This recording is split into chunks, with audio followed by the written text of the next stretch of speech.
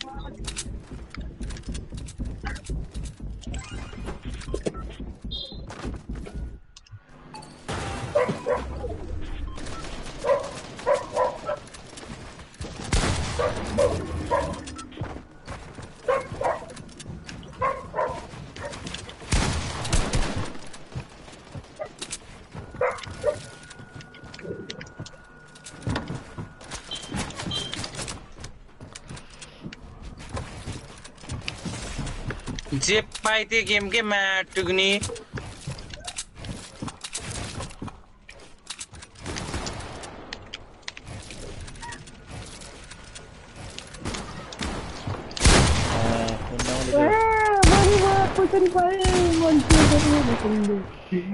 कस्तो झङझङ भाटेकोमा फेरि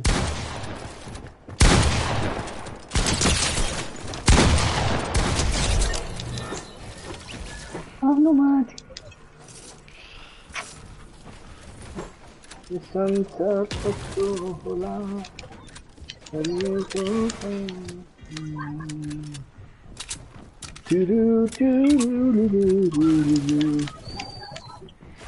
one of the big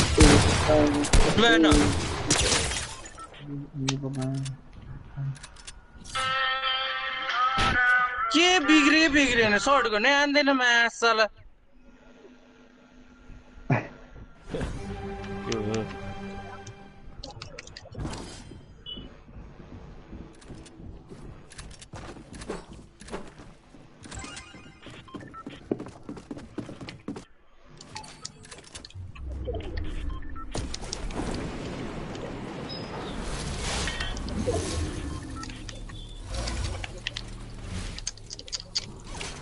केटाले फेरि हान्दियो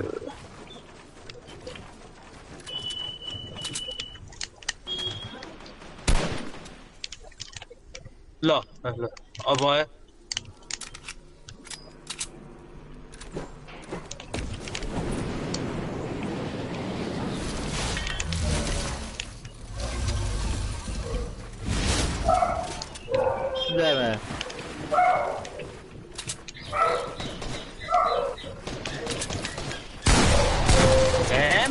नि फेरि लाडेर तर म जुदिरा ठाउँमा फेरि भ्याट गरिदिन्छु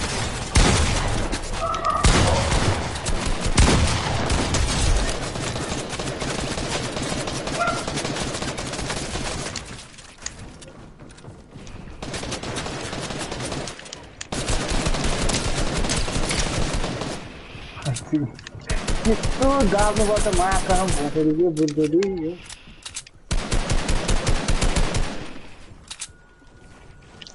माथि पात के तँलाई मासला हजुर हजुर हजुर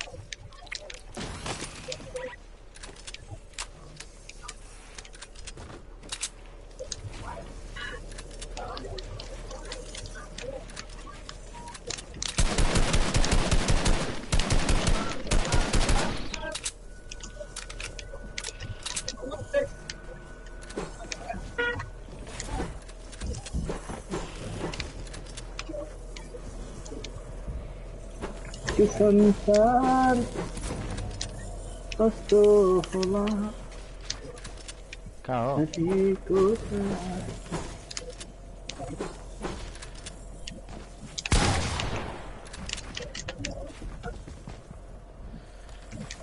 바퀴요. कुदिने बाइक छ मा क्रिस्टियन माथि तल हो तल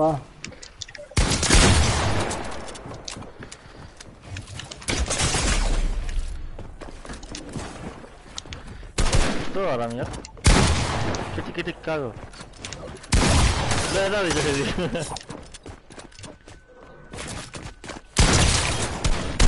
पुरो मार्छल यो मुला जम्मा 2 लाख चाहिँ लुकेर नहेल के गर्नु त नि न हिल्छ न के खुल्लै रहेछ मेरो फेरि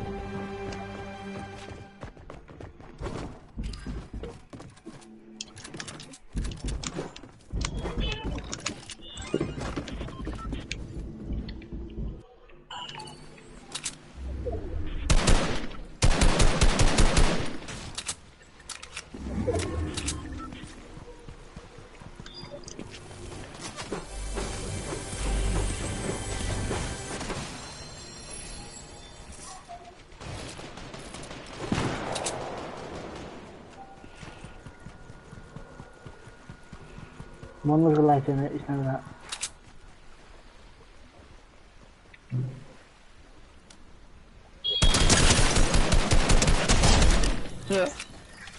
के होला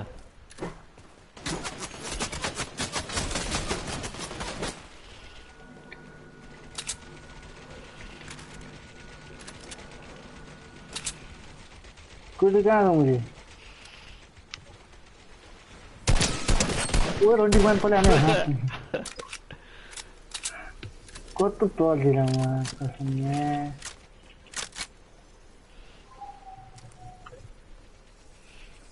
कुदी पिजी कतार लुकेर आउँदैछ के भन्नु तपाईँ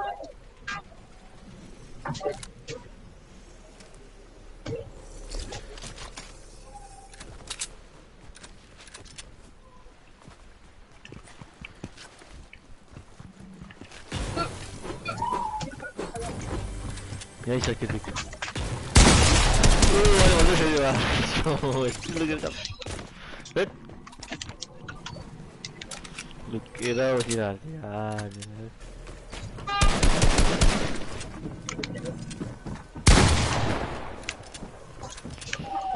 माथिबाट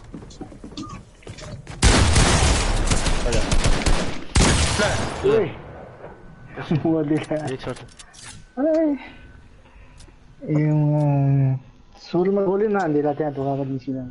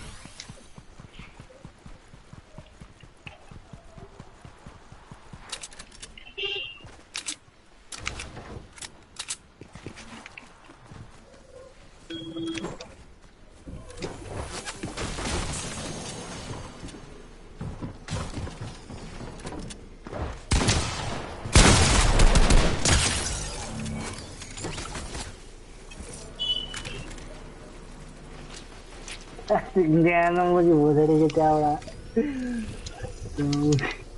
दुगै बस्या भाइ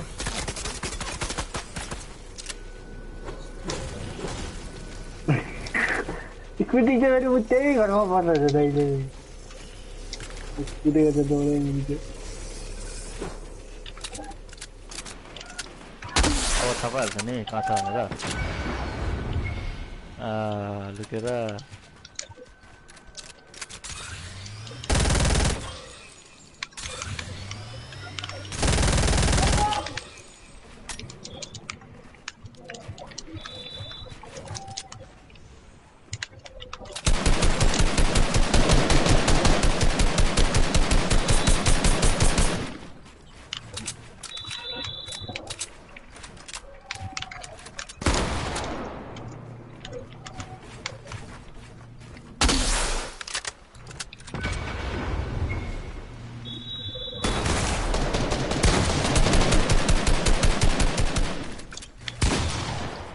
मरेन ओइ किति मरेन वहाँ त वहाँ चाहिँ म मन भन्छ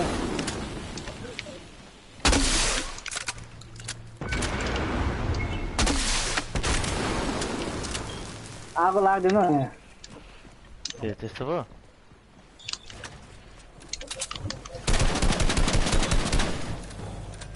कुटीको लाइसेन्स नै गराउनु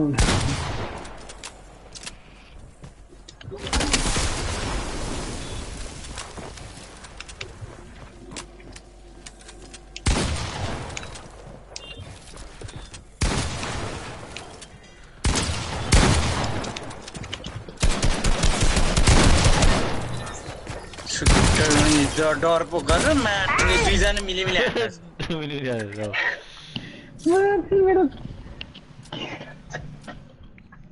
कसो छे एउटाले उता बुक गरेर एउटा पछाडिबाट आइरहेको छ जानी हेर त्यहाँ होइन म त्यो तिमीसँग जुत्यो भने त्यो मलाई तोर्पे मा कम त हो त्यो के गर्नु म मेरो राम्रो चल्दैन है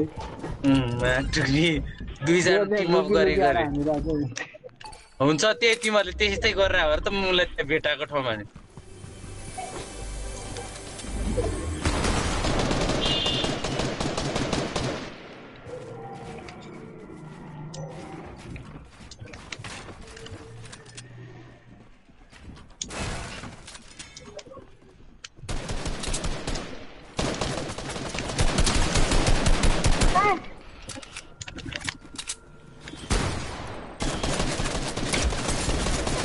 लाग्दैन आज ए कुनै पनि लाग्दैन होला के हो लाग्यो त माथि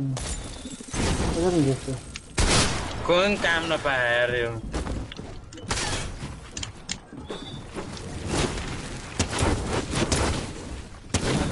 ओए मर्यो ओए मर्यो वासले के हो यो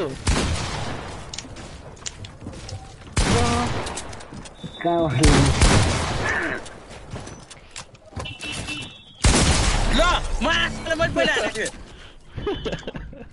ल कसेर मर्यो मेरो माछा यहाँ होला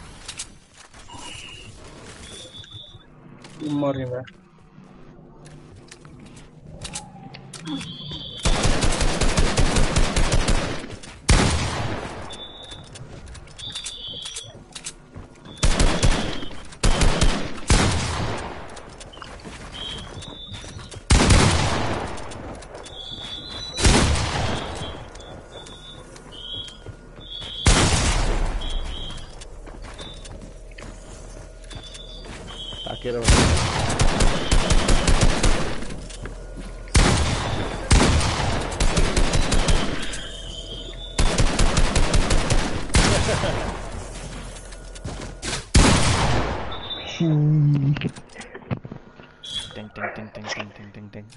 Quiero के मर्ने म खोजेर मर्यो ब्रिजमा अड्क्यो आगो लाग्यो कुन चाहिँ हैन कसलाई आगो म आफैले हानेको कसले हाने आगो मैले हाने हान त भने आफैले हाने आगो आफै पर्यो अड्किरहेको थियो हल्लिन न यता त चल्नै नमिल्दाखेरि ल न नासल कस्तो खाते के छे माछा खाऊ माछा ढुङ्गामा चेन्ज गर्दाखेरि कसले हाने कता हाने यार एकछिन एउटा अन्डा मरे मलाई पानी मर्यो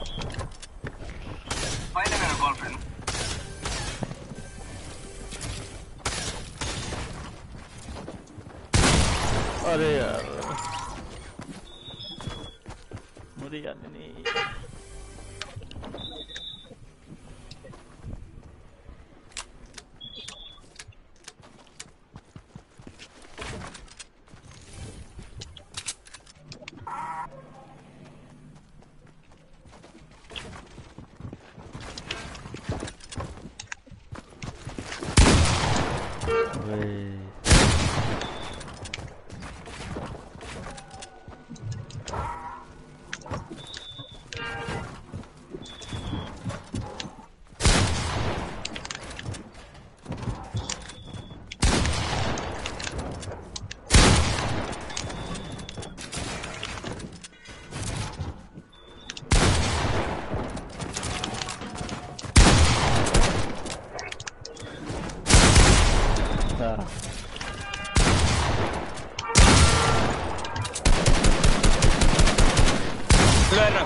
माटु नि गेममा साला जे पाइदिए के 42 हाने 42 हाने क्या देखना पड़ रहा है अच्छा है टाउको खुलेर त्यहाँ हान्दा नि त्यस्तो थोरै ल्याइदिन्छ नि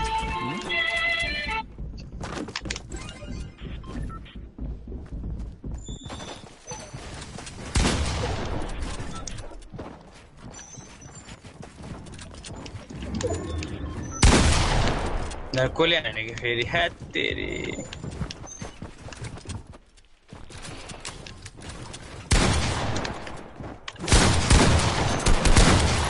लामो खेल्दिनँ म्याच किन यो गेम जे पाइदिएमा साला एक सौ थियो यार सास दिन हो मैले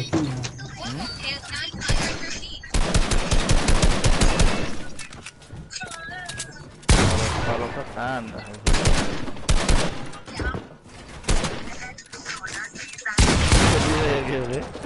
के भन्छ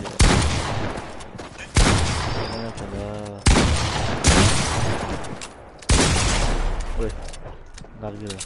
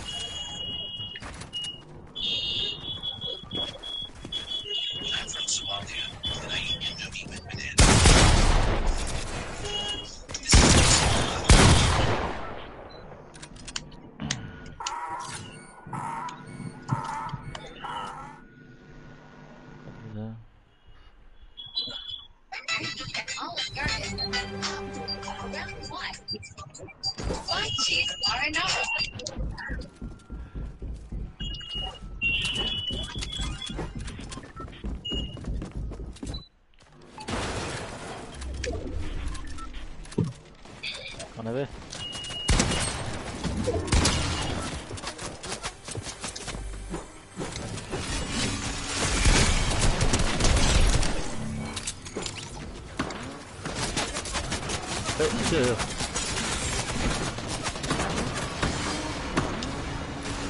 Ketinggian itu. Berapa?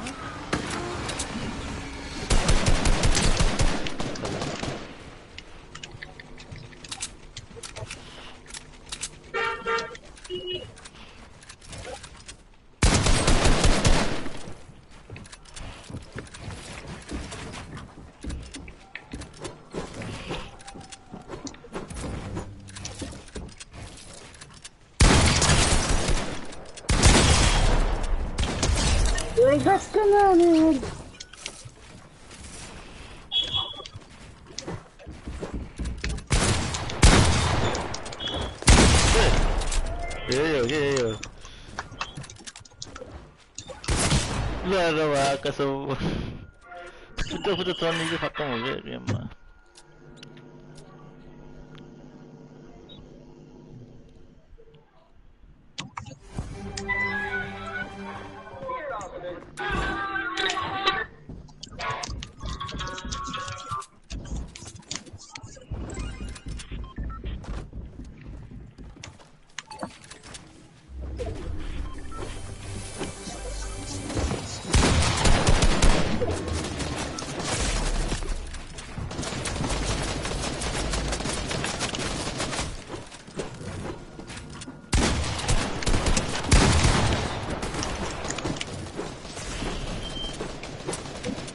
No, no, no, no.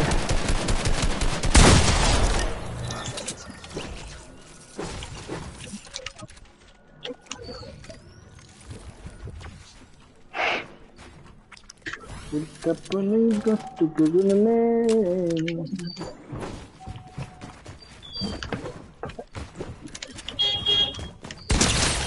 ल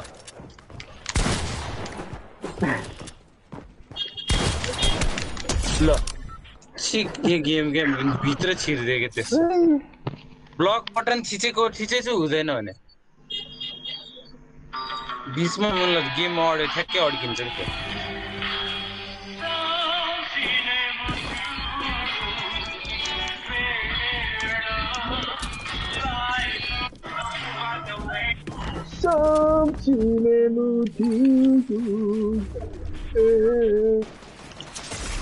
लाठ्या जस्तो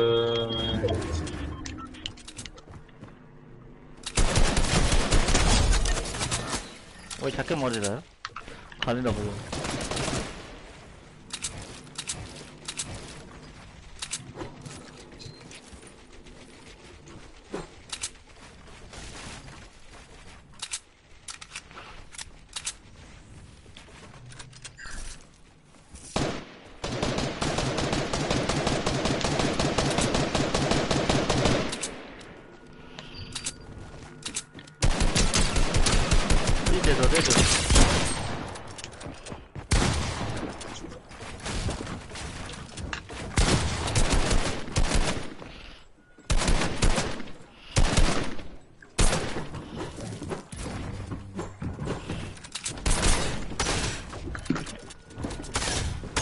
आइसक्यो टपट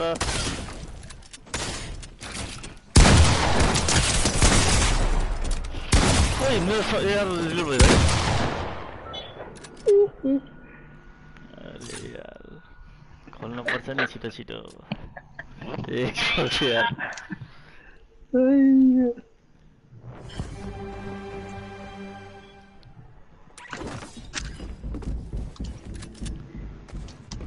हाम्रो चाहिँ फेरि उनी हुँदैन यार होल्डै हुँदैन फ्याक्ट्री लिइहाल्छ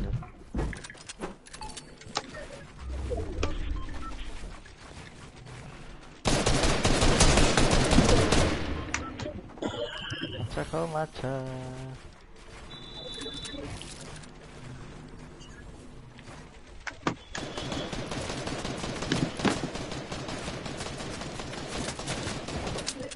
थप्पो लाग्छ ओए क्या लाग्यो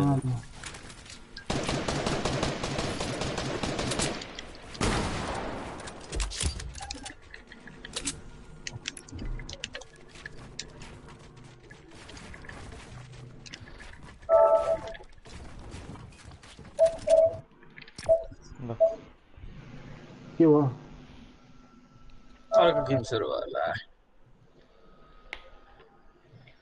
यो बाहिर फाल्थ्यो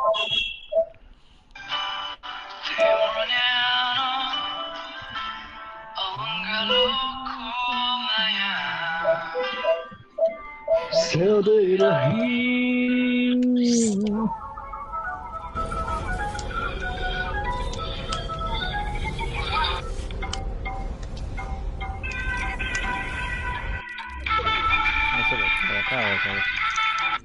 हाँ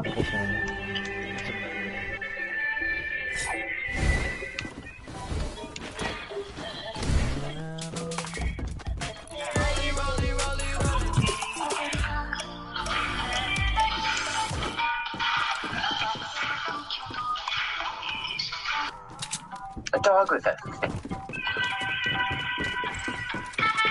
यो फोटोहरुलाई हेर्नुस् रिया सुशील आदित्य जासमिन सुमन अनि करुणा यी सबै बच्चाहरू नेपालको डिफ्रेन्ट पार्टहरुबाट आउँछन् र सायद एकअर्कालाई चिन्दैनन् पनि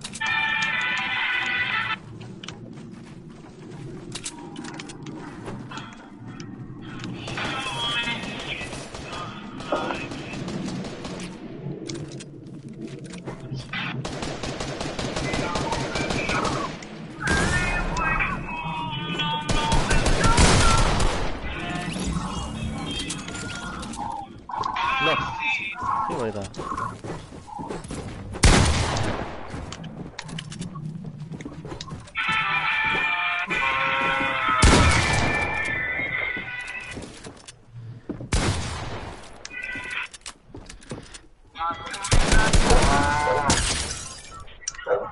यारै खातेमा कहाँबाट यता पर्यो कि त्यो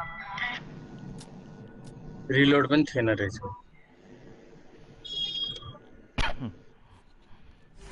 माछा खानु छ तिमी हेर्थेन यसो गरेर थियो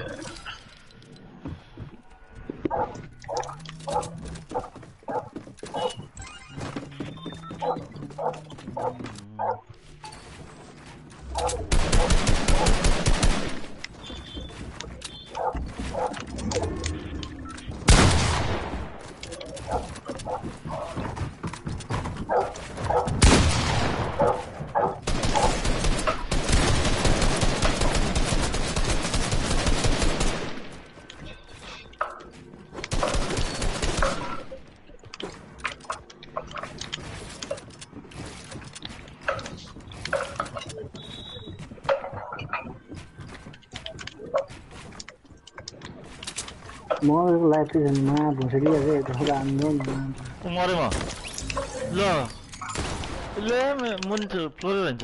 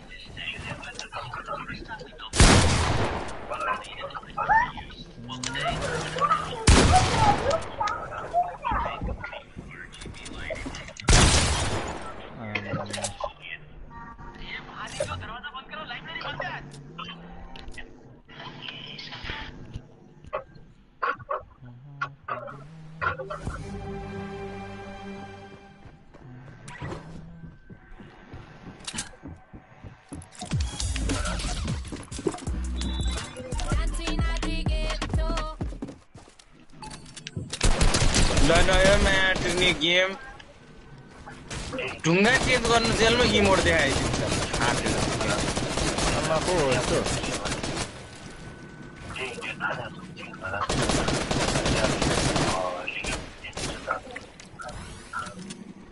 right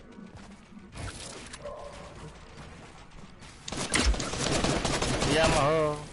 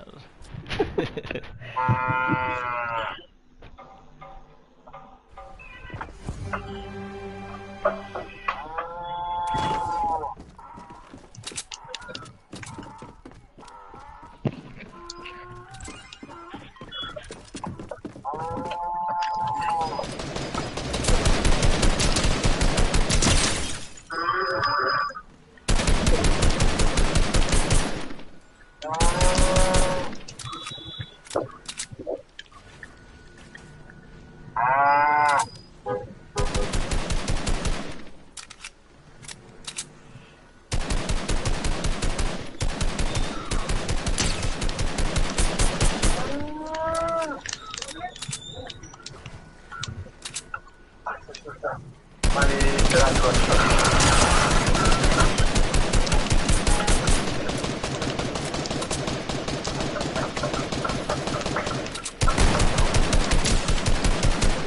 हो कि यस्तो पछाडिबाट हाने छ्या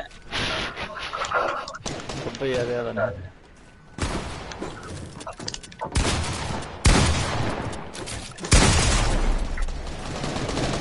जाने त गोलीमा जस्तो धुलन्दी थियो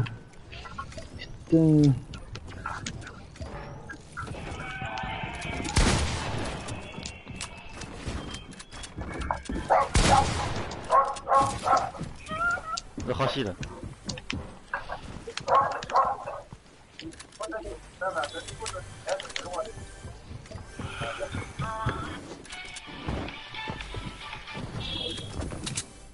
ल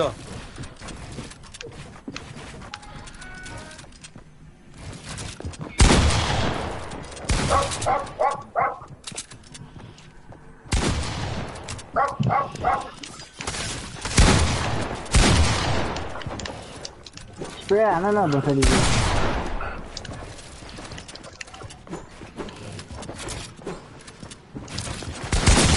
मैले फेरि उही ड्यामेजको दाम पनि दिइसक्यो फेरि यार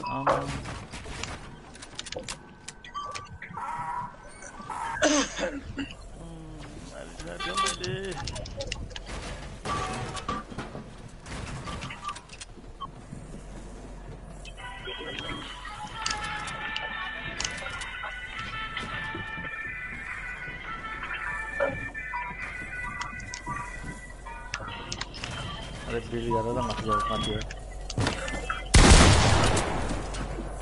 अरे माथि उयो छ नि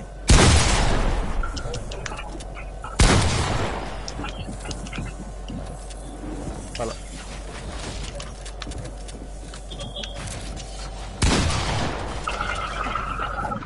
ल हेर्न कस्तो मुहमा टुक्नी रहेछ अनि पुरै ब्लू देखाइदिरहेको त्यसको बाउको मेरो हात किन भयो उस्तो पनि लाग्छ ड्यामेज देखाउँछ मेरो होइन देखाउँछ टिम पनि ठिकै छ फेरि 60 61 65 मिस्टरसँग नि त्यस्तै हुन्छ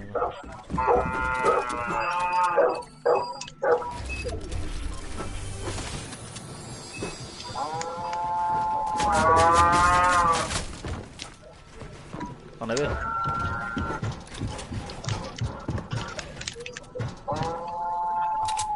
Oh, ya masih ada sih.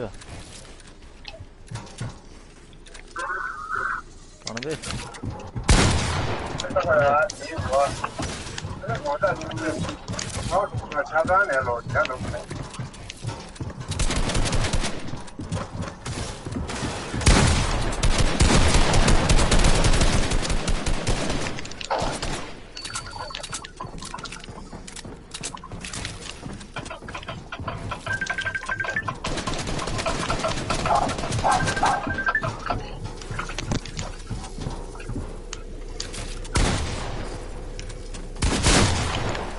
Uy, no decida.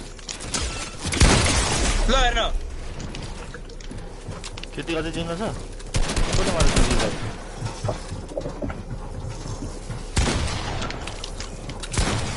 Dia dah nak bayi. Masih bagi, hey bagi kita ho.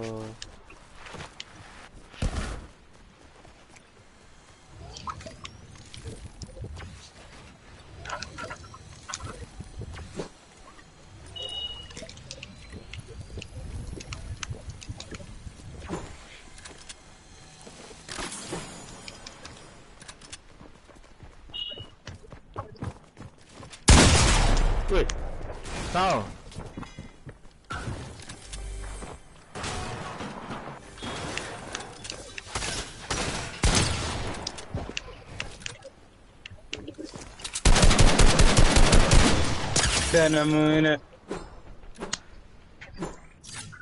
आफै अगाडि हिँड्छ के मासाला त्यही ब्लक गरेर त्यही मात्र गर्नु खोज्यो त्यो छ्याउला तोर्पे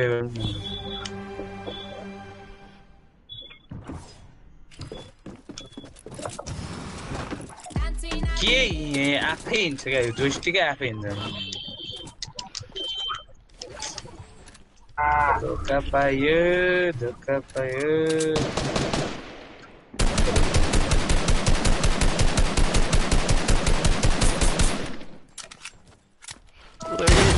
क्रॉस कर रहा है यस्तो हो यार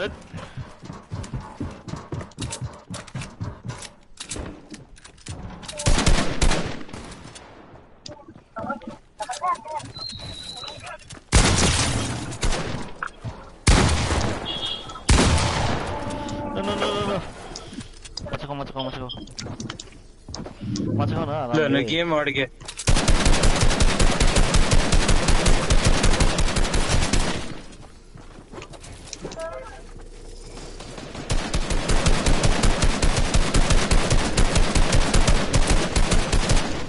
Macam kau na yaar, macam kau kini itu जाते हैं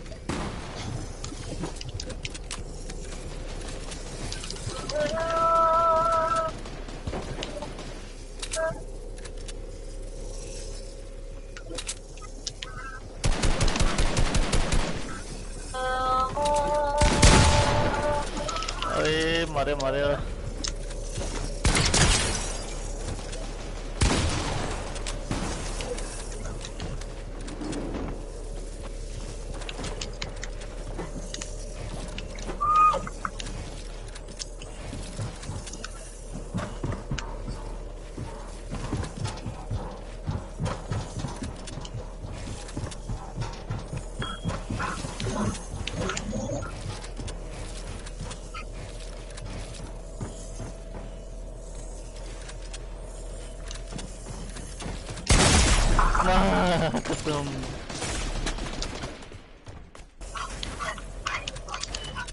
कसम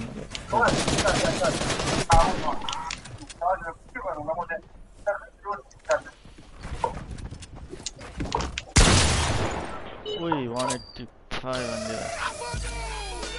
Yeah.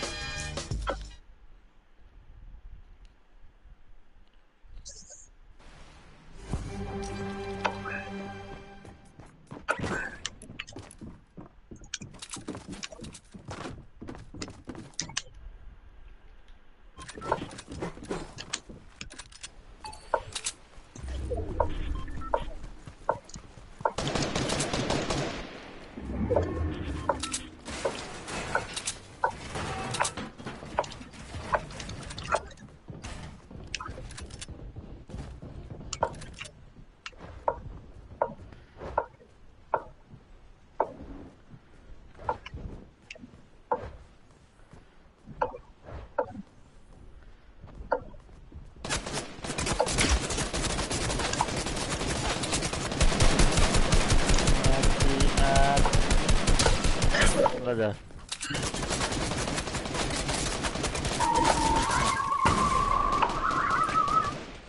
Raja.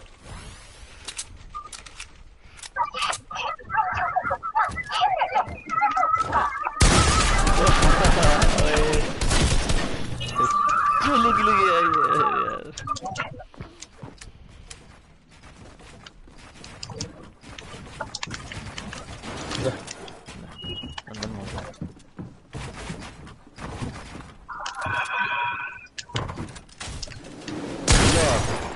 Wih, क्या किया जरा 152 अंदर में आवा में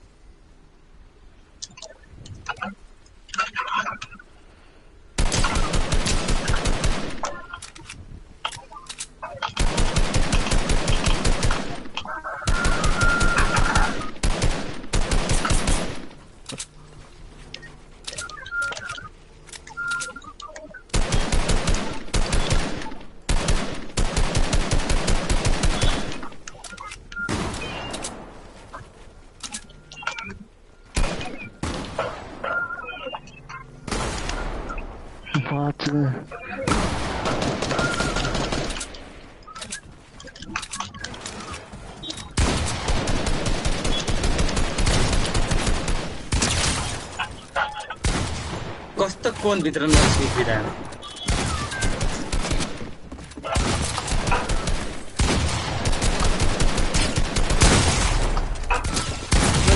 एउटा भिडियो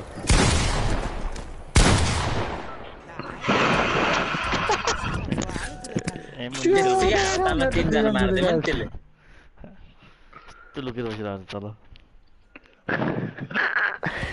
त्यसले पहिला मलाई पहिला थाहा छैन म भएको ठाउँमा तिम्रो खस्यो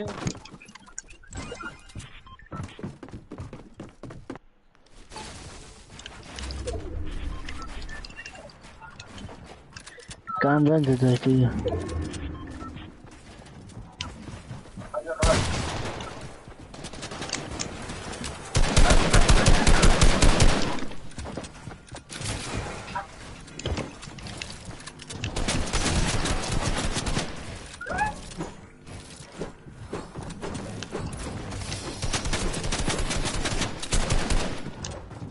ल यो कभर के भइरहेको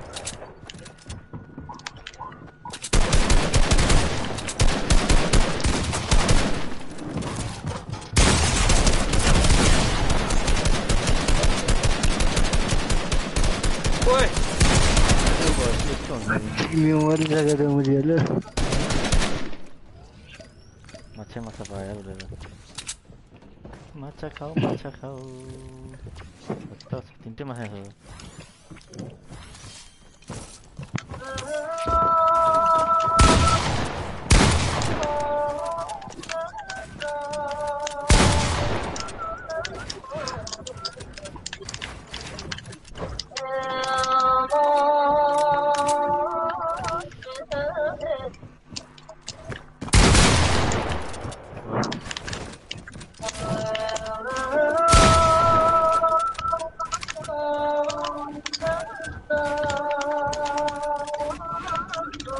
यो धेरै सामान हो नि यस्तो अल्झिन्छ हैन मेरो त्यही हो हाल्यो नि त मलाई मिनी खाने हो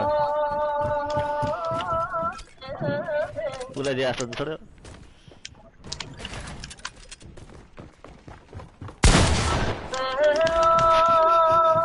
कता तल हो क्या माथि उल्टो देखाएको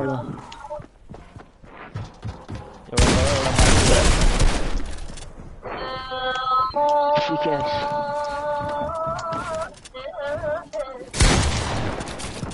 ठीक है चढ्नु खोज्दो रहेछ अझै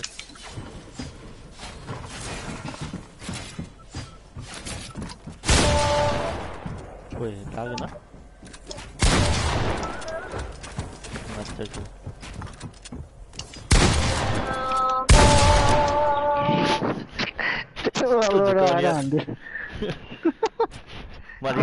त्यही तलबाट आएर भन्ने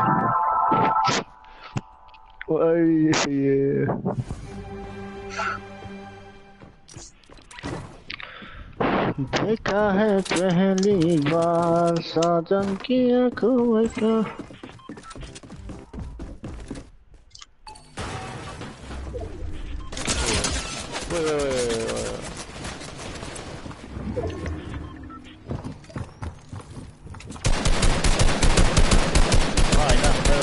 के गरे These men are planning to quickly launch your threat. Just keep कोले हान्ने हेर्न फेरि पठाउनु नि ल They're looking for होइन मलाई म त्यो गोलीले कसरी उड्यो भने उतासम्ममा thieves across Southeast Asia. गोलो The हैन मुझे मन Philippines, the त्यो harvesters are known as luchadors. के हाने तैँले त्यहाँ हार्पन हाने ए मासलेसँग हार्पन रहेछ For centuries, Alvin Villarendo's family have put their lives on the line to gather swift. 185 nights हाने पनि के हाने मन लाग्छ धोके बनाउँछ Pound is worth $2,900, and it's used to make a soup that locals believe is good for your health. Demand is so high that swimless ponds are popping up all over Southeast Asia. But luchadors continue to gather nests in the wild, even with the danger involved. kunting pagkakamali mo lang. Wala na. Ito nakalala. We followed Alvin on his hunt. म त कहाँ उडाइदिरहेको The method of harvesting is still happening. And what makes this such a risky business? केटाले of guard भेटाएको मलाई नयाँ सलो तानतिर Balance point on Mighty Gate Island. His group consists of relatives. They packed the boat with essentials.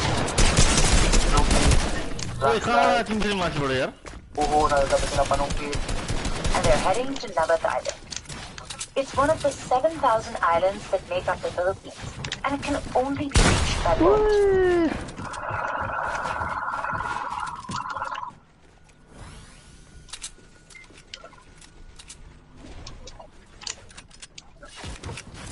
They get off the boat and walk barefoot across the slippery and sharp rocks. They make the ladder as they're climbing up. ओहो म They tighten the दुईजना bamboo पिछे with परे rope. Then they attach a piece of wood called kalitang to the ladder. Pinakamahirap gawin talaga yan, yung pag-akyat. Siyempre, लो भनेर नि हुन्न नि त देखेन यस्तो हुन्छ namin. Tapos, kung hindi sure kung anong pagkalagay nun ko. Kaya nito sa pagkakyat mo, त्यो मुङीले मासला lang matanggal. पछाडिबाट हान्छ भनेर यसो नजुतेको मुलाले गर्दाखेरि मर्यो यो झ्याग्नीले मुला हो नि साले पछाडिबाट हान्छ भनेर लुकेको अडे माथि एकछिन लुकेको Mababagsakan mo. ब्लक गर्न खोज्यो के दुईजना बिचमा परेको म Siyempre, buhay natin yung nakataya dyan. These vans luchadors like him sometimes use little to no. यार से हाथ मान ले कहाँ से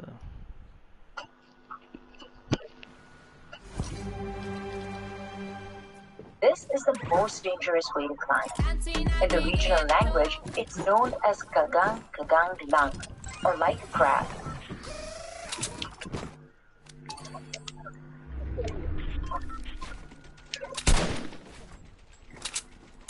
Yung mga bato na pag ginawa ka mo, bigla na lang bumabagsak. Alvin has had some close calls, and he dislocated his shoulder once. Pagkakyat mo na punta, maliit yung butas. Bumabas ka kawayan, napakita lang tinawag ko sa kawayan. May punatala ako sa pagkakyat ng matataas. Nabat Island is completely remote. If there's an emergency, there's no way to get help. Tanong na sinasisla siya na sa pagkakyat. Bayaw ko na isa na malaglag, patay. The luchadors only harvest during the day when the birds are out finding food. Sometimes the caves are lower and easier to reach, but the waves crashing against the cliffs present a threat.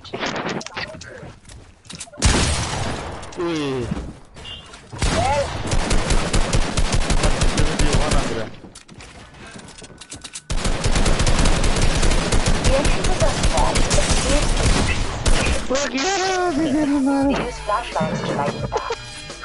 After spotting the nest, Alvin uses a spray bottle filled with water to loosen them. Cave walls. Yung ibon nun, pag walong piraso yung ugat, sabihin yung ibon niya ay 16. Di, partner lagi yan. Isang ugat, dalawang ibon kasagtagad yan. Partner lagi. Thailand was a yeah. Isang ugat. Ito naman, mayroon pa talaga ng tama. May pray pa. The birds like the caves because Ang ibang hayop kasi कताबाट आवाज आएको देखाउँछ यार के हो यो माटो नि game makapasok doon. Alvin and his group are also careful not to pick any nest at night. He knows that if the bird survives, so will his livelihood. Yun ang pinagkakita ng isang pusyador, balik sa sayaw. Sometimes the nests are hard to reach. Hindi mo siya magalit dito kasi matali mo siya sa tulo ng buho. Ito lang galit mo panungin ng ugat. The bird makes a new nest in 15 days when the old one's gone. But sometimes all that hard work the luchadors put in is for nothing. If the hair is no good. Parang nakakapangina ng katawan na maliliit pa. Alvin and his residents are the only people who harvest on Nabat Island. That's because his ancestors discovered the cave hundreds of years ago. Pag siya naman yung nangunguha dito hanggang sa ngayon. Palitan nila. siguro may mga sumunod naman sa atin pagtapos sa kanya. Susunod na naman ang mga bata na walang planong mag-aral. Alvin himself was only 9 years old when he went to the caves for the first time with his father, who was also a bushador.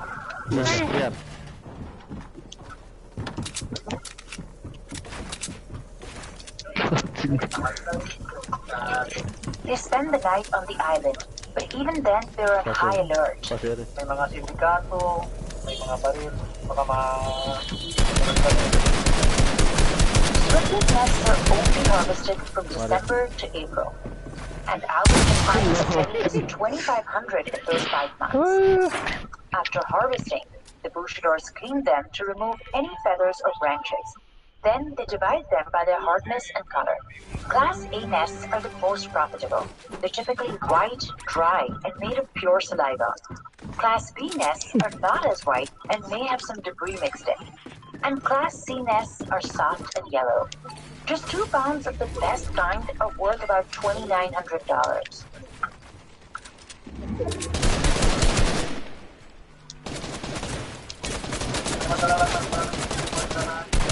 The local city hall buys the nests from the bushadors at a regulated price and sells them to private customers around the world.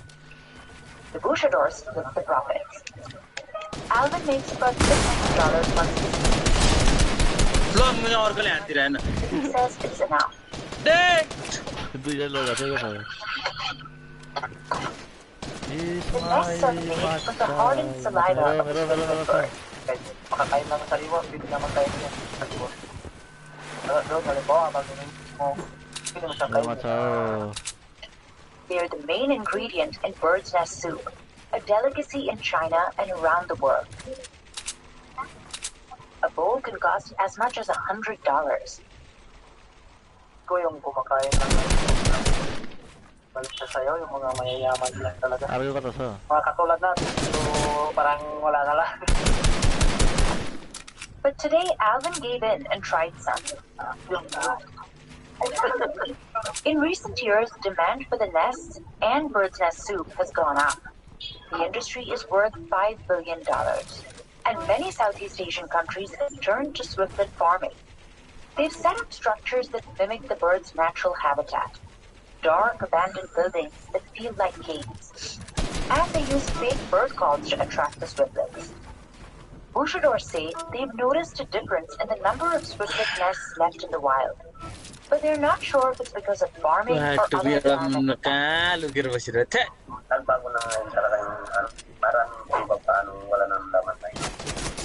The farms do pose a challenge to the bushadors' livelihood.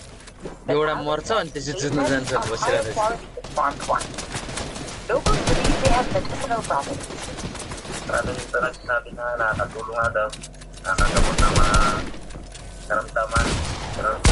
And there's some science that backs it up. A 2015 study showed the nests are loaded with nutrients that can boost a child's immunity. And they're rich in proteins, amino acids, and vitamins.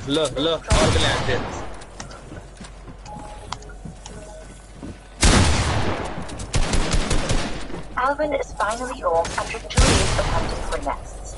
The season is almost over. Hindi naman ako nakapag-aral, hindi ako nakapagtapos ng pag-aaral. Tapos, unang-una, ayaw ko rin magtrabaho na malayo sa pamilya ko kasi mas, kumita na rin ako dito sa bayan. Nagdala naman yun. For the rest of the year, he earns a living by fishing. His wife, Marby, is relieved. Kapag ginagawa kong busy lahat ng trabaho sa bahay, wala lang yung sarili ko para ma-divert sa iba yung ko na sa mag-alala. Diba? Kaya, hindi na naman mapigilan. Yun na talagang kinalakay na nahanap buhay. For Alvin, climbing the same cave his ancestors lived is a good honor. Now he takes pride in carrying on the tradition. No. भाई साहब क्या कर रहा है? इसको शर्म करो. Naglaman ko talaga na sa amin ito eh. Galing pa sa mga anino namin. यहाँ के आओ. अरे वो बेटा आओ. होइन कहाँ गयो केटाहरू आइसक्यो यार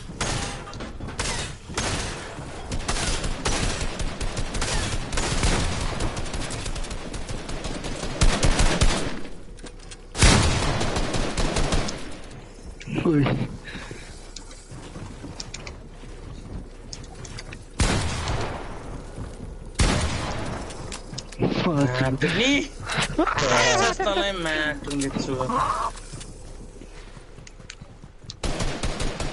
ओहो म्याट भागो भागो रे सजना क्रिटिकल एक्सन यार त्यही भन्दा हो नि आज लाइभ त नि लाइट आइज नि त अगाडि म देखाएको छु तँलाई लाइट चाहिन्छ कि चाहिँदैन त गर्न त दौडी वापस एउटा यसो त ओइ छ पाएन दिमागको यो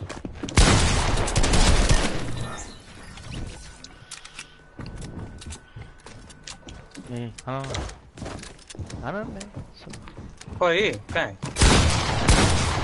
उसले भने ल ल धन्यवाद ल धन्यवाद म्यासल मैले हानेको खोल्ने बित्तिकै म्यासल त्यो लिफ्ट परेर म्याप ब्लक भएर तलपट्टि लाग्यो कि माथि लाग्यो पर्को मर्दैन थियो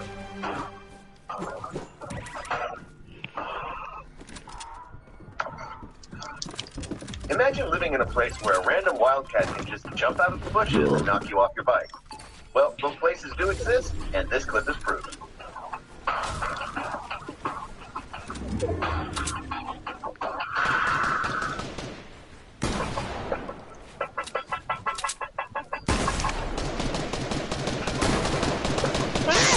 What do you do when a leopard falls into your well? Well, get your friends together and lift it out using a homemade leopard lifting contraption fashioned out of an old bed frame. That's what you do.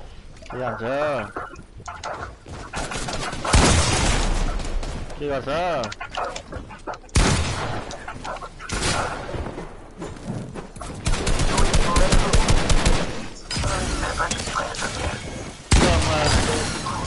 कसरी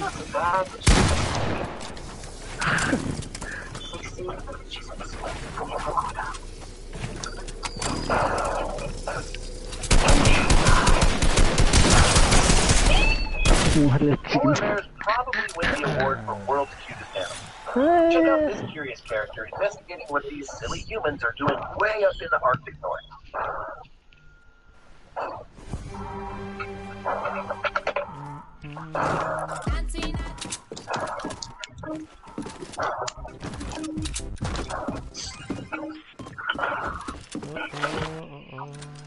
Either you're into snakes or you're totally creeped out by them. There's no in between. Watch as the snake just keeps getting longer and longer as it makes its way alongside this house. I hope all the windows are closed.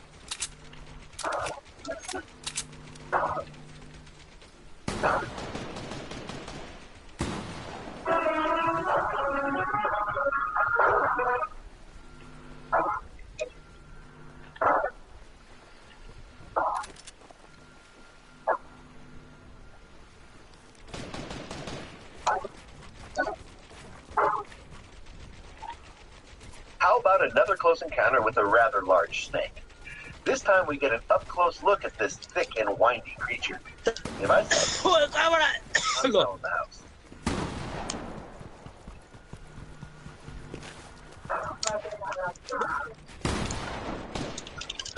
I like the way you bash yourself around the post to get around this. Come on, technique. Look at that. Yeah, ल Be better off keeping यही रहेछ मलाई उताबाट आउँछ are अहिले fearless and will come right at you. no.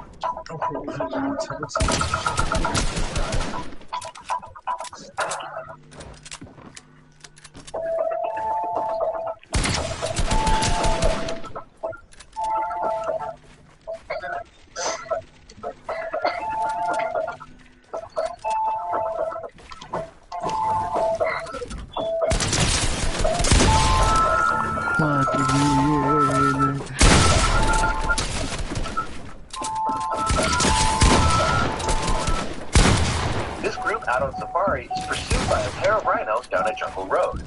For being a rather lumbering and bulky creature, rhinos can run deceptively fast. Sometimes they drop a speed of 34 miles per hour or 55 kilometers per hour. That's fast, carrying all that weight. Put it together.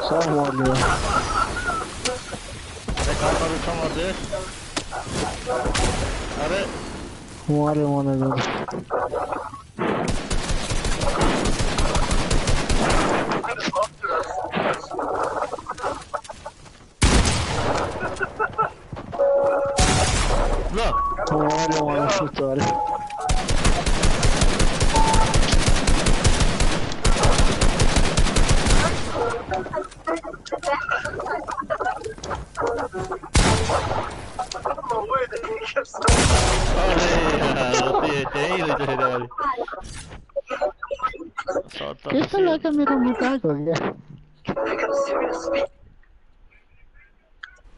I have no idea how to play. How?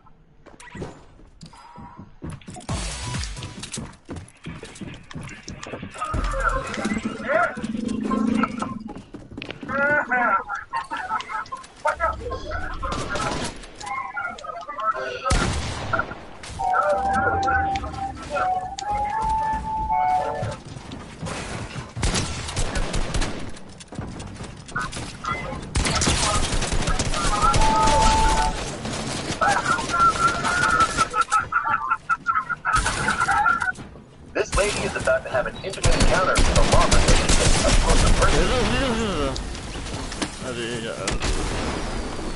Real quick. Check out the look on her face as she looks none too pleased.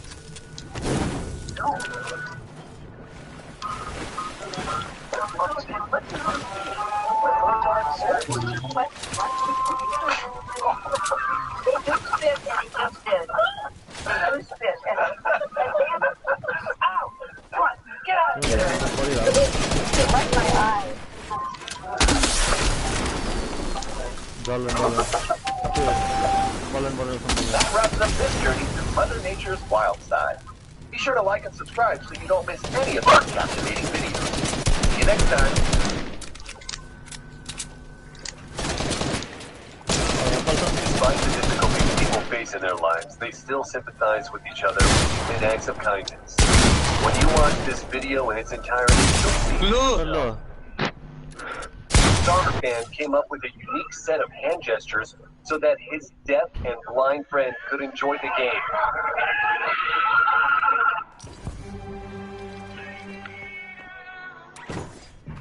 The conductor was leading a rehearsal on his birthday when suddenly... Game ready karo, ready karo, keda, ready karo. आगे बोले को ध्यान से मेरे उसमें दर yes मार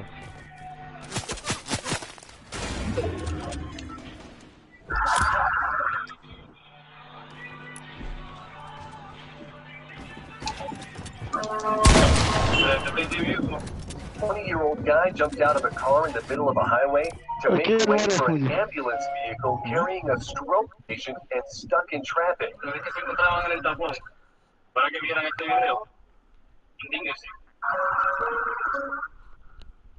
Mr. Corey Young has worked in his school for many years and considered this place his second home. The teachers and students decided to wish him a happy birthday, and just check out his reaction.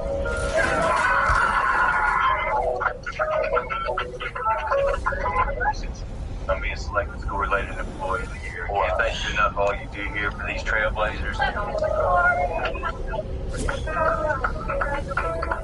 किसको क्या हुआ? कोई क्या? Need कोई को की कोई बात? I've never seen a more emotional meeting. This girl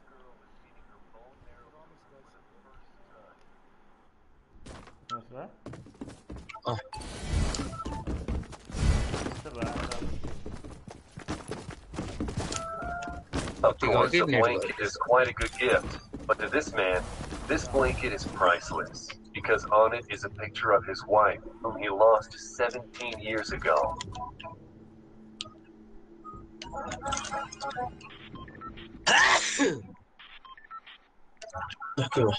And here's an incredibly creative ad that encourages दुईजना people to expecting donate. भयो कहिले स्टार्ट भयो How could you resist that? And this elderly gentleman decided to cheer up his granddaughter who was preparing for exams. I'm sure that was the most delicious breakfast. Joseph and Eve have been together for 60 years. Due to COVID, they spent 215 days apart. And finally, they had a heartwarming reunion.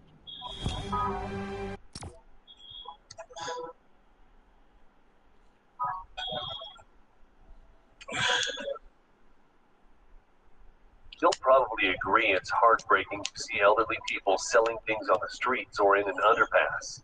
This kid set an example for all of us. You know you had a good Father's Day when your son gives you a car you've been dreaming about for 30 years.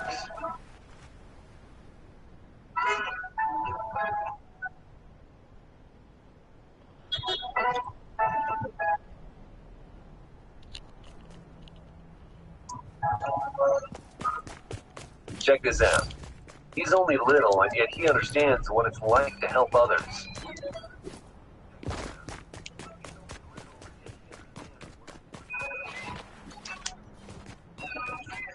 And this woman was alone on her birthday. None of her friends or family came to celebrate. Instead, she was supported by complete strangers, the restaurant staff.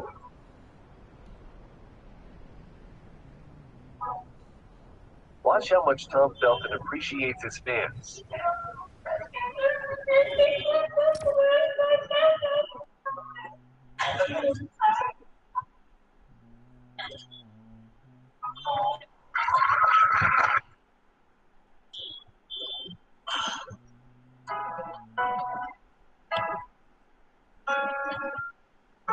And here's another example.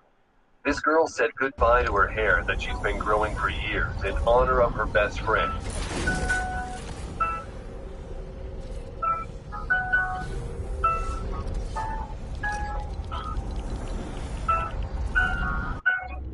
This elderly man spilled some rice, but the passersby didn't leave him hanging. A glance at people's emotions when the borders were finally open again. This girl hasn't seen her family for 18 months.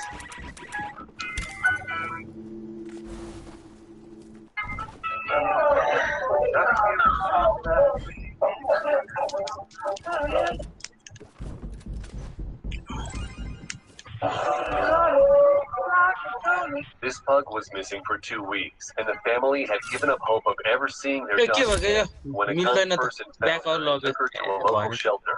And right now, the shelter employees are returning the dog to her closest friend.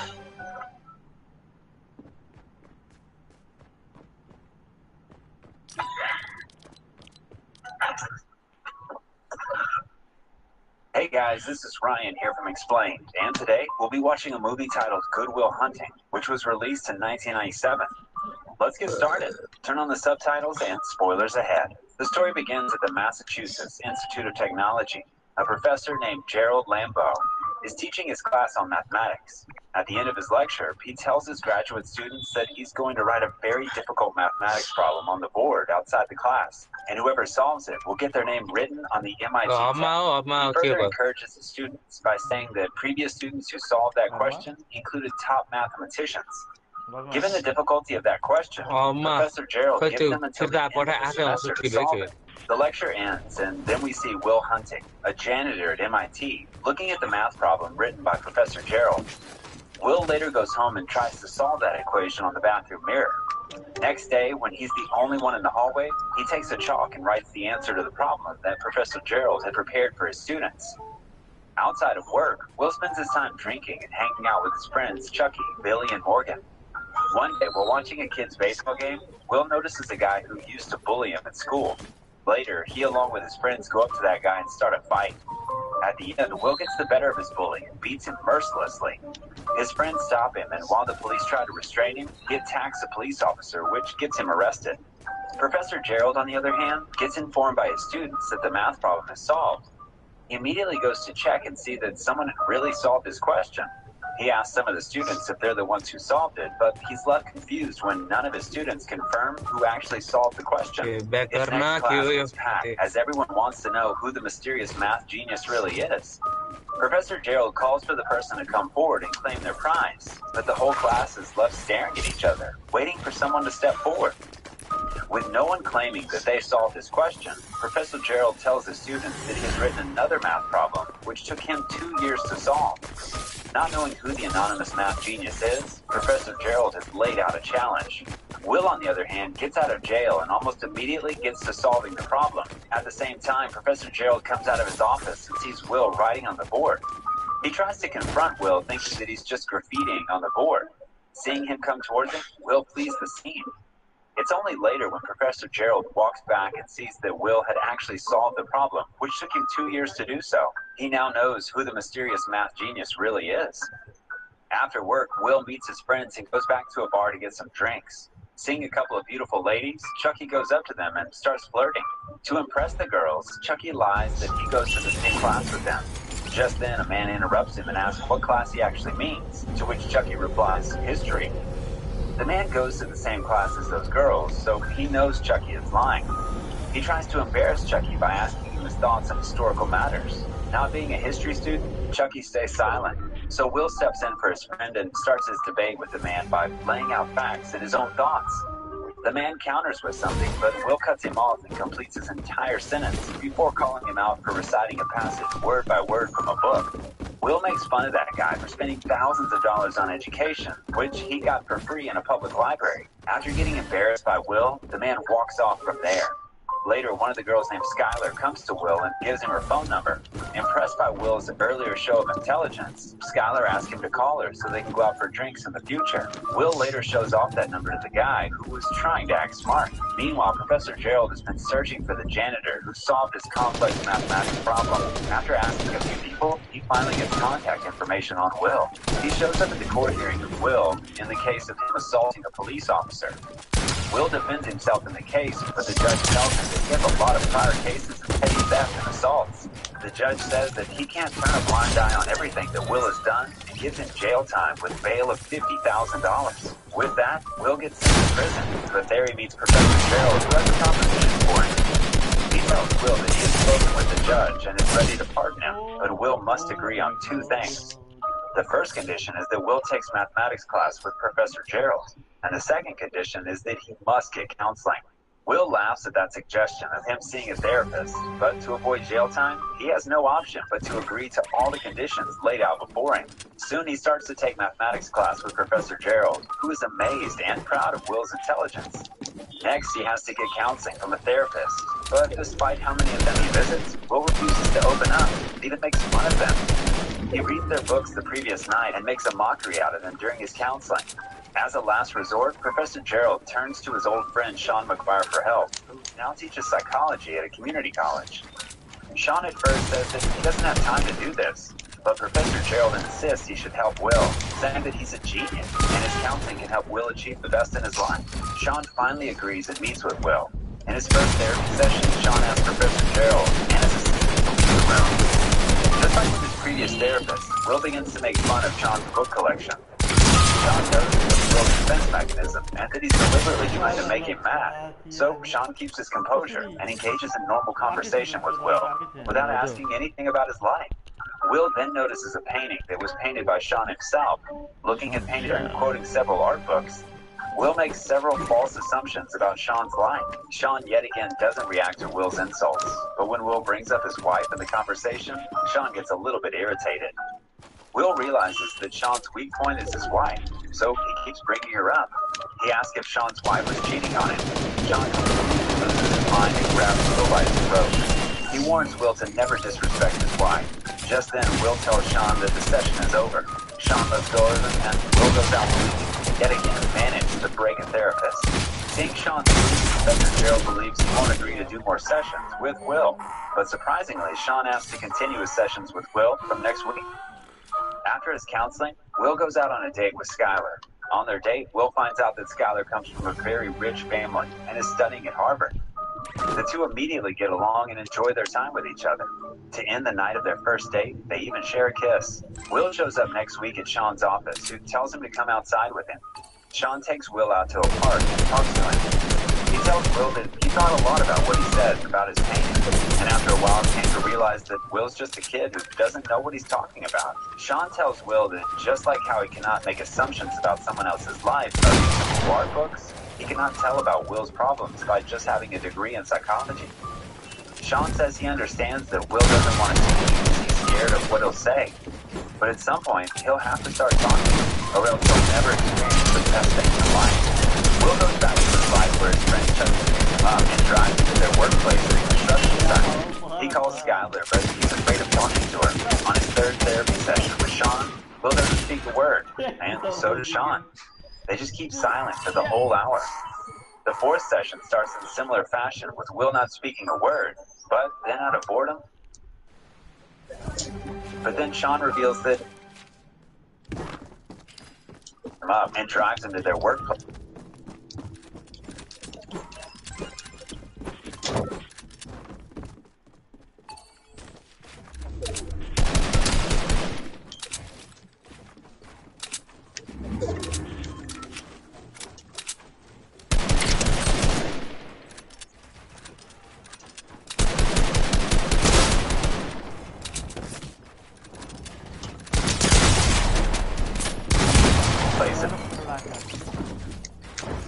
Skylar's too good for him, and if he continues talking to her, it'll just ruin everything.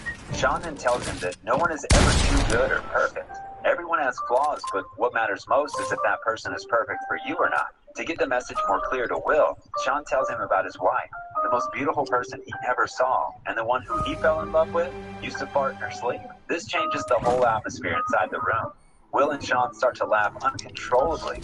At this moment, they get closer to each other, and Will starts to be comfortable around Sean. The session ends with Sean advising him that Skylar's too good for him. He should rather just ask if they'll be happy together. Will is so concentrated on what Sean just said that he has to be reminded that their session's over. Encouraged by Sean's words, Will goes to Skylar's dorm and asks her out again. Skylar says that she wants to go out with him, but she has a very complex problem to solve, which can take her hours or even days. Will cannot wait anymore to see her, so he solves the problem on a napkin, and he hands it over to her. With nothing more to worry about, Skylar and Will head out for their second date. Skylar asks Will about his family, and Will lies to her that he has 12 brothers. Skylar asks Will to tell her the names of each of his brothers, and Will answers with 12 random names in a sequence. Doubting if Will is telling the truth, Skylar asks him to say them all again. But being the genius he is, Will repeats the name in their correct order. He meets Sean on his next therapy session and asks if he's ever regretted meeting his wife, given that after she died, he was left with a great pain to deal with. To answer his question, Sean tells him the story of how he met his wife. He says that he first saw his wife while waiting in line with his friends to get tickets for what would be an iconic baseball game. Will gets excited thinking that Sean watched the game live in the audience and not on TV. He asks about the moment, and Sean details everything that went down in that game. But then Sean reveals that he just watched the game later on TV, as if he left his friends to go out on a date with the girl he just met, the girl who would turn out to be his wife. Will simply cannot believe that Sean gave up on a historical game just so he could spend time with the girl. Now back to Will's question. Sean answers that he never regretted not watching that game live in the audience, and he certainly has no regrets meeting his wife and having her in his life, even though it was only for a few years. While being together, Skylar asks Will to introduce her to his friends and family. Will is still lying to her about his life, but he reluctantly agrees to introduce her to his friends. Skylar, Will, and his friends meet at a bar, and Skylar seems to like his friends. She enjoys her time with them and also cracks a few jokes, which gets everyone laughing. Meanwhile, Professor Gerald asks Sean about Will's progress. Sean answers that Will is slowly beginning to open up, but he'll need more time before he feels completely comfortable to speak about his life. He's afraid of trusting anyone. Professor Gerald reveals that he's been arranging job interviews for Will at top mathematics institutes, and once his mental problems are gone, there won't be anything stopping him from making his name in the mathematics field. Sean protests that they shouldn't be the ones making life decisions for Will, and should support him on what he wants to do. But Professor Gerald is adamant that he won't let Will's talent go to waste. However, Will doesn't want to get a job like that, so he sends his friend Chucky to the interview in place of himself. One night while talking about their lives, Skylar asks Will to move to California with her. Hearing what Skylar wants, Will starts to panic and says that he can't move out with her. Skylar asks why he's afraid of committing to her and why he never tells her the truth. She brings up how Will lied to her about having 12 brothers. After being called a liar, Will completely loses his cool. He tells her that he was an orphan and spent most of his life moving from one foster parent to another. He further tells her how he was abused and beaten by his foster father. Skylar starts to cry and tells Will that she wants to be with him and help him, but Will pushes her away, saying he doesn't need anyone's help. It gets clear that Will has a fear of abandonment, where he believes that anyone he loves will walk away from his life. Skylar cries that she really loves him and will not leave him, but Will lies that he doesn't love her back and gets out, leaving Skylar to cry alone in her room. After Professor Gerald's persuasion, Will agrees to go to a job interview. Will shows up at the interview but makes no attempt to get hired. In his therapy session with Sean, he asks who he trusts the most in his life, and Will answers Chucky. Sean says that he understands Chucky will give his life for Will, but he will not understand his deep feelings. Sean asks how he plans to earn a living. Will replies that he'll work as a construction worker in Boston for the rest of his life. Sean confronts Will for being scared of living outside of his comfort zone and how it will stop him from living his best life. Sean doesn't force him to take the job that Professor Gerald has planned for him, but he asks Will what he really wants to do in his life. Will replies that he wants to be a shepherd. Knowing that Will isn't serious, Sean asks him to leave his office. He says he doesn't want to waste his time if Will plans on not being honest. Will gets angry and starts shouting at Sean, once again asking what he wants to do in his life. Will stays silent and doesn't answer. Before Skylar could leave for California, Will calls her to say goodbye. Skylar, in hope of getting back with Will, tells him that she loves him. Will smiles, but he has no guts to say it back in fear that he'll only get his heart broken. In his conversation with Chucky, he also broke up with Skylar. When asked what he wants to do for the rest of his life, Will answers that he plans on living in Boston forever, being neighbors with Chucky and working with him on construction. Hearing his answer, Chucky gets honest with him. He tells Will that it pains him to see his friend waste his life when there's more that he can achieve and be happy. Chucky says that he has only one wish. Every day when he comes to pick up Will at his house, he wishes Will wasn't there. Chucky wishes that Will would leave his awful life and actually start doing something to make it meaningful. Meanwhile, Professor Gerald is arguing with Sean about how he hasn't been able to persuade Will to get a job and use his intelligence to do something significant in his life. Sean argues that they shouldn't rush into making Will take important life decisions when he isn't sure what he wants to do. He explains that Will has fear of abandonment, so he pushes people away before he gets too close. Sean says that they should support Will on whatever he wants to do, and not force him to get a job which he might end up hating. But Professor Gerald doesn't agree with this. He warns Sean to not let that it's okay for him to not make use of his intelligence, spend his life like a failure. The differing views between them ends up into a heated argument, with Professor Gerald calling Sean to be jealous of his success and achievement. Sean tells him that it's not a failure, as he never chose to be like him. Just then, Will walks in and hears their conversation. Professor Gerald walks out of the room to let their therapy session begin. Sean has a file, which he has pictures of Will's body, filled with bruises from the beating he got from his foster father. Will asks if he's seen anything like that before. Sean reveals that his father was an alcoholic. He used to beat him and his mother when he was a child. Hearing Sean's story, Will remembers his foster father. Sean steps in front of Will and tells him that whatever happened to him wasn't his fault. Will nods in approval, but Sean repeats that it wasn't his fault. Will answers that he knows it's not, but Sean keeps on repeating that Will was never at fault for what happened to him. Will gets into tears and pushes Sean away. Sean yet again tells him that the abuse he faced as a child was not his fault. Will finally gets into his emotions and hugs Sean. He cries his heart out while holding Sean tightly in his arms. He finally is ready to let go of the past and move on ahead to his life. He tells Sean that he's going to take one of those jobs that Professor Gerald has set him up for. With this, his final therapy session with Sean is over. Will asks if he can stay in touch with him, and Sean replies that he's always there for him and tells him to do what his heart wants. Will hugs Sean before bidding a final goodbye. As a gift for his 21st birthday, Chucky, Billy, and Morgan give him a car. The car isn't brand new, but Will is happy with the gift as it's from his best friends. Meanwhile, Professor Gerald goes to Sean and apologizes for what he said to him.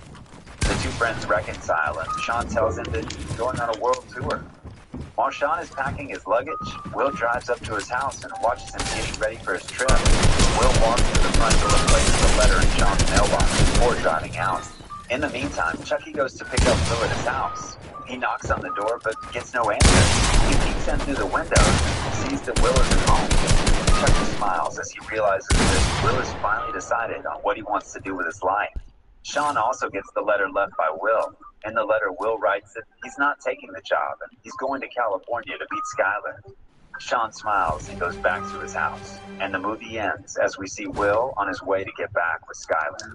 Thanks so much for watching. Tell us your thoughts on the movie down below in the comments section. If you enjoyed videos as well. And before you leave, make sure to subscribe to the channel for more movie recaps.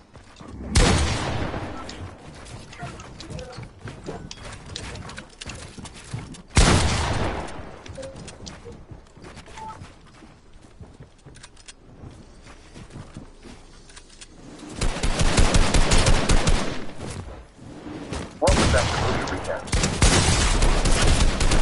Gotta get some snacks and alcohol for everyone. But on his way back, Ji-woo is caught by the night guard Lee Hak-sung. The following morning, Mr. Kim tries to get him to confess who else was part of his plan, but Ji-woo values loyalty and stays silent. This catches his classmate Park Boron's attention, but also gets him temporarily kicked out of the dorms. After class, his roommates try to give him some money and thanks and are shocked to hear Ji-woo doesn't want it because they're friends. They discuss the possibility of bringing in late-night snacks through other routes, but this has been impossible since Hak-sung started to work as a guard. They call him the commie officer because he's a North Korean defector. Later, Hak-sung goes to see his doctor, who tells him working as a night guard isn't good for his health and relying on sleeping pills causes his biorhythm to be off. Hak-sung reminds him that it's the only job to get him a position somewhere else. He'll take the pills. Afterward, Hak-sung returns to his lonely apartment, where he spends his time feeding his turtle, drinking strawberry milk, and doing Sudoku puzzles. The following day, Ji-woo is kicked out of the dorms. Borom teases him on his way out, saying she thought he could be more than a loser, but it seems she was wrong. A couple of hours later, Ji-woo has returned to his family apartment, which he cleans before his mother comes back from work. She's a widow that has always worked very hard to raise him, so she's very proud of seeing her son in such an important uniform. Not having the heart to tell her he needs a place to sleep, Ji-woo says instead that he only came to visit her and he must return to the school before it gets too late. It begins raining on his way back, so Ji-woo tries to hide in the school's abandoned lab, but he's found by Hak-sung. The guard feels bad when he hears Ji-woo doesn't have a place to stay, so he invites him back to his office. While Ji-woo sleeps, Hak-sung finds the very hard math homework that Ji-woo could finish. As soon as the sun rises, Hak-sung kicks Ji-woo out. The boy goes to his math class and is shocked to find his homework has been done by Hak-sung. Not only that, all the answers are correct. Borom notices this and wants Ji-woo to show the teacher, but he asks her to keep quiet. After class, Ji-woo goes to thank Hak-sung for the help and asks him to teach him how to do it, but Hak-sung just kicks him out again. Later, in the studying room, Ji-woo hears even his classmates' private tutors have trouble with some of these math problems, which indicates how special Hak-sung is. Ji-woo starts following him around, begging to be tutored, but Hak-sung won't pay attention to him. One afternoon, while he's taking out the trash, Hak-sung overhears the teachers talking about welfare students with uncaring parents and inferior complexes, and Mr. Kim includes Ji-woo on the list. When Ji-woo approaches him to ask for tutoring again, Hak-sung tells him it's better to transfer and that self-pity isn't a badge to carry because it gets you fixated on tragedy. Ji-woo explains how angry it makes him that others can have opportunities he can't, so Hak-sung gives in and accepts to tutor him. He only asks for Ji-woo to pay him with strawberry milk. The next day, Hak-sung visits his friend in Gi-chol, who helped him come to South Korea because he works as Seoul's North Korean defector support lead. Together they play board games and chat about life, and when Gi-chol gets Hak-sung the lamps he needed as a gift, Hak-sung insists on paying for them because he didn't come to this country for charity. When night falls, Hak-sung puts the lamps inside the abandoned lab so he can teach Ji-woo there in secret. There are 3 rules Ji-woo must follow. 1. Nobody must know about these classes. 2. No questions other than math. And 3. Hak-sung will teach math, but he doesn't want to hear anything about grades or tests. After Ji-woo promises to follow all the rules, Hak-sung gives him the first exercise, finding the area of a triangle. Ji-woo solves it quickly, pointing out this is a middle school problem, but Hak-sung tells him he's wrong by drawing a full circle around the triangle. Feeling tricked, Ji-woo thinks it's unfair because Hak-sung has given him the wrong question, but Hak-sung's point is that he's approaching problem solving the wrong way. Yes, finding the answer is important, but understanding what the question is, that's what is even more important. Math is all about the process of finding a solution. When Jiwoo shows an understanding of the concept, Hak-sung calls it Epsilon as he has a flashback of how a younger he and a friend received a fancy pen as a prize for their academic success. Epsilon means small and insignificant, trivial even. After the class is over, since Jiwoo still doesn't have a place to go, Hak-sung allows him to stay with him. Jiwoo discovers that Hak-sung loves listening to classical music on an old cassette player, so they chat about classical composers for a while, which helps Hak-sung avoid Jiwoo's questions about his past. The cassette is worn out and has a bad sound quality, so Jiwoo plays the songs on his phone, the quality of which fascinates Hak-sung and helps him sleep deeply for the first time in ages. In fact, he stays in bed until late the next morning, and when he wakes up, Jiwoo has already left for class. Mr. Kim has some important news for his math students. Instead of having finals, his class will participate in the prestigious Pythagoras math competition, which will count as their exam. The teens aren't happy about this since they only have 2 months to practice, but Mr. Kim expects them all to win gold. Jiwoo goes to see Hak-sung every day for math classes, and Borong begins noticing how often Jiwoo purchases strawberry milk, almost as if he was an addict. One evening, there's a particularly hard exercise that Jiwoo needs to know the technique to solve, but Hak-sung explains he expects him to add it all up manually. 3 hours later, Jiwoo manages to solve it, so Hak-sung shows him something special. Famous mathematician Bernhard Riemann calculated 38 decimals of the square root of 2 by hand to become intimate with the solving process, which you can't do by just memorizing the formula. This is greatly helpful when it comes to a better understanding of math. Hak-sung refuses to tell Jiwoo if his answer is right or wrong because his homework will be to discover it himself. That's the job of a mathematician. As the weeks pass, Jiwoo improves his math skills more and more every day. One afternoon, he receives some devastating news. A close friend and fellow welfare student is transferring back to his old school, admitting having come here was never worth it.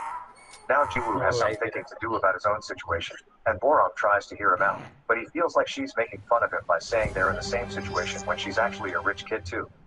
Their conversation is interrupted when Borom's mother comes to pick her up. When they get in the car, Borom is scolded for hanging out with a welfare kid.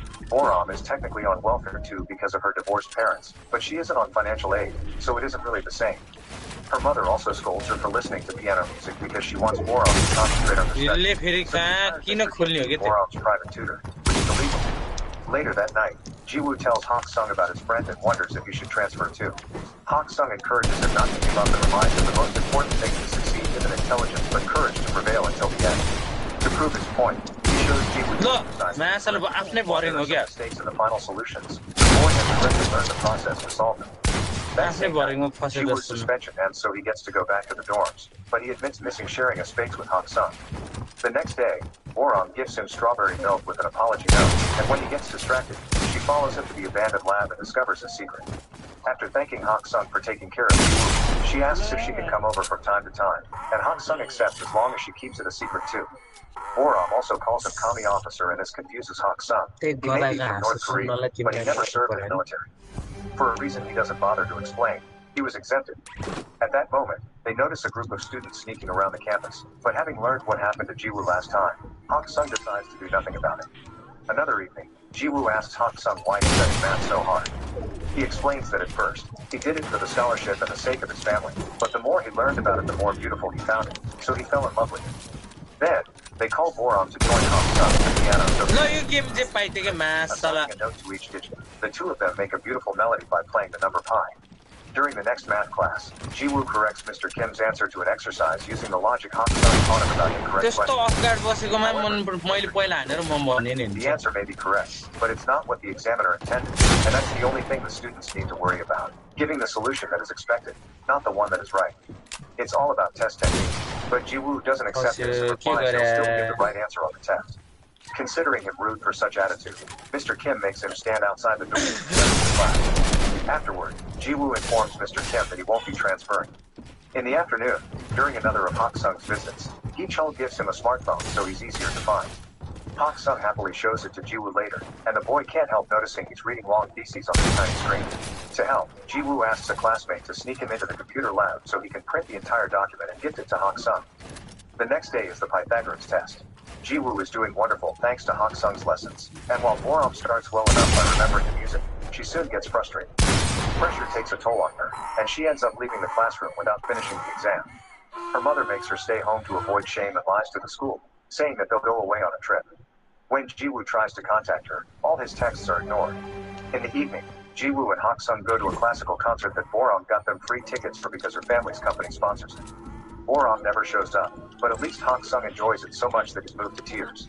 Afterward, Hak Sung invites Jiwoo to have dinner at his place, which makes Jiwoo realize this is the first time he sees Hak Sung eat. That same night, someone leaks the Pythagoras test on the internet, causing trouble for the teachers, who now must find the student that did it if they don't want the education board to fire them. Meanwhile, Jiwoo and Hak Sung go to a bookstore to do some shopping, and a stranger recognizes Hak Sung. This man also comes from North Korea and calls Hak Sung doctor, remembering him from the days Hak Sung taught classes at the university he attended. The man also calls Hak Sung the famous mathematical genius and thinks Jiwoo is his son, which puts them in an awkward situation. Hak Sung thanks the man for the memory and rushes to leave the store, refusing to answer Jiwoo's questions. When he gets home, Hak Sung remembers the good times he used to have with his son Taeyeon, like having dinner together, getting the turtle, and buying strawberry milk because it was Taeyeon's favorite. The next day, some important news appears on TV. The Riemann hypothesis, one of the most important mathematical problems, is about to be solved by a famous North Korean called Lee Hak Sung. So far, it's still ongoing review by a board of scholars. Professor O on TV tells the story of how he entered a math Olympiad when he was a kid and met Hak Sung, who represented the North while O represented the South. They both were given a fancy pen by a famous mathematician, and O still has it to this day. Both Gi Chul and Jiwoo see the news, and it's Jiwoo that finds Hak Sung first to ask him about it.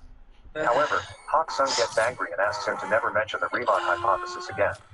Meanwhile, Mr. Kim is having trouble with the test incident because his reputation is on the line.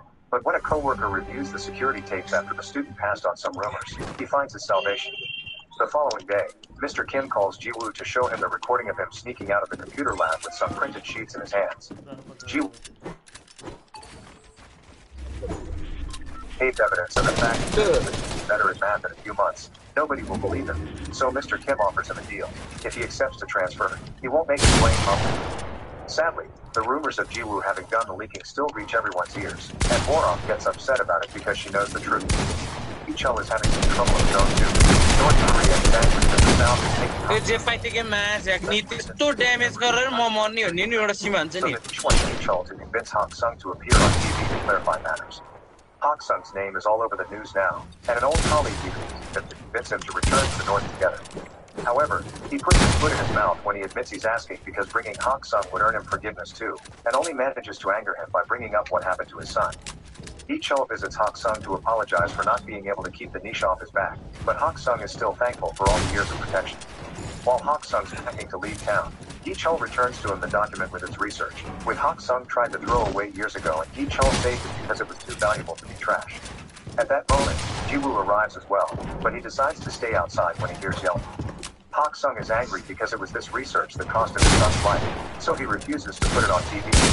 After Gi Chul leaves, the old man they are anything closer than tutor and student. Afterwards, Jiwoo gets a call from an upset Boron, who doesn't understand why he's letting them frame him like this, but he just tells her it's over and hangs up. In the meantime, Hak Sung arrives at the bus station, and when he thinks he saw his son's face on a random stranger, he begins to remember the night Taeyeon died. After he got into another fight for defending fellow defectors, Taeyeon began arguing with his dad, accusing him of having escaped to the south for selfish reasons because he didn't do it when his mom was sick with tuberculosis. Hak Sung insisted he did it to give his son a better life, but Taeyeon pointed out that doing entry jobs and being treated like dirt was far from a better life for a scholar. After wishing his dad to enjoy his life with only math as a company, Taeyeon ran away and tried to go back to the north by swimming, but he was shot on sight by a border patrol. Back to Jiwoo, he sneaks into his home to use her mother's stamp on the transfer papers while she sleeps. The next morning, he hands the papers to Mr. Kim, who tells him he did the right thing. Hak Sung is hiding in a hotel while the hotel searches for him to take a TV show, and he about Jiwoo's transfer.